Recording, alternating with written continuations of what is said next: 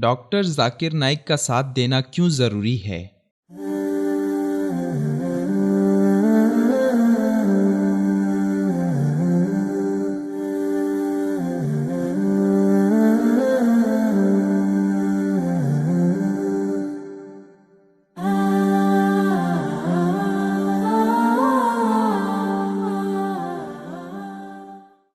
والصلاة والسلام علی رسول اللہ وعلی آلہ وصحبہ اجمعین، اما بعد، اعوذ باللہ من الشیطان الرجیم، بسم اللہ الرحمن الرحیم۔ اسلام دہشت گردی نہیں سکھاتا، نہ ہی اس کی حمایت کرتا ہے۔ اسلام عورتوں کے حقوق غصب نہیں کرتا اور نہ ہی عورتوں کی تعلیم کا مخالف اور ان کی زبردستی شادی کی حمایت کرتا ہے۔ یہ الفاظ ڈاکٹر ذاکر نائیک کے ہیں، جنہیں آج کل دنیا بھر میں کسی ناکرتا گناہ کی سزا دیتے ہوئے قابل ملامت گردانا جا رہا ہے۔ ڈاکٹر ذاکر نائیک ایک ہندوستانی میڈیکل ڈاکٹر اور مذہبی محقق ہیں، جو آگے چل کر ایک بہترین وائز بنے اور اسلام کے متعلق غیر مسلموں کے بہت سے غلط تصورات کا خاتمہ کیا، جن کی بنیاد پر وہ اسلام کو امن و سلامتی کا مذہب ماننے سے انکار کرتے تھے۔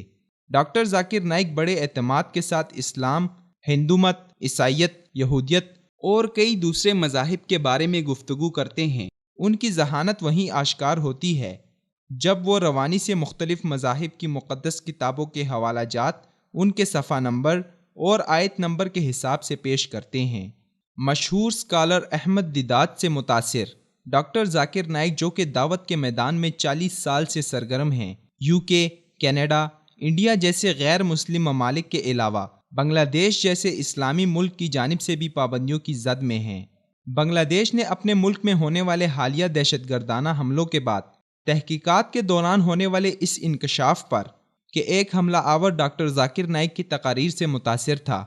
ان پہ پابندی لگا دی ہے۔ ڈاکٹر ذاکر نائیک کی جانب سے 1991 میں قائم کردہ IRF فاؤنڈیشن اور IRF ایجوکیشنل ٹرسٹ غیر منافع بخش تنظیمیں ہیں، جن کے تحت چلنے والا TV چینل پیس TV 5 برازموں کے 200 ممالک میں اپنی نشریات پیش کرتا ہے، جنہیں تقریباً 100 ملین افراد دیکھتے ہیں، مگر UK اور کینیڈا میں اس چینل پر 2012 سے پابندی ہے، اور اب انڈیا اور بنگلہ دیش نے بھی اسے اپنے اپنے ممالک میں بند کر دیا ہے۔ ڈاکٹر ذاکر نائیک کی تقاریر کے بنیادی موضوعات اسلام کے عقائد، تمام بڑے مذاہب میں خدا کا صحیح تصور، توحید، قرآن، الہامی کتاب، سود سے پاک اسلامی معیشت، اسلام اور عالمگیر بھائی چارہ، قرآن اور جدید سائنس، اسلام میں عورتوں کے حقوق، رسول خدا صلی اللہ علیہ وسلم کا دیگر مذاہب میں تذکرہ